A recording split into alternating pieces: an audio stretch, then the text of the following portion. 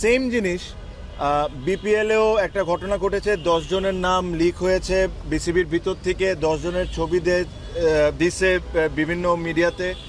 Again ওখান থেকে কেউ যদি দোষী হয়, আমরা সব ক্রিকেটাররা চাই তার পানিশমেন্ট হোক, তার যতটুকু শাস্তি দেওয়া সম্ভব দেওয়া হোক। হোয়াট ইফ ওখান থেকে 2 জন নির্দোষ বা 8 জন নির্দোষ, এভাবে করে নামগুলা লিক করে দেওয়া publicly, it is again insult towards cricketers. So এই প্রত্যেকটা জিনিস নিয়ে আমরা খুব ওয়ারিড ছিলাম, because we believe that Bangladesh ক্রিকেটে দ্য বিগেস্ট স্টেক হোল্ডার্স আর ক্রিকেটার্স, অ্যান্ড আপনি ক্রিকেটার্সদেরকে যদি এভাবে ট্রিট করা শুরু করেন, and it's actually not done. So এই জিনিস নিয়ে আমরা আজকে প্রেসিডেন্টকে রিকোয়েস্ট করেছিলাম আসার জন্য, উনি এসেছেন, সাথে আরও 2 জন বোর্ড ডিরেক্টর ছিলেন। আমরা লম্বা চড়া ডিসকাশন করেছি, আমাদের পয়েন্টগুলো আমরা ওনাদেরকে বলেছি যে এই পয়েন্টগুলো নিয়ে আমরা আপসেট।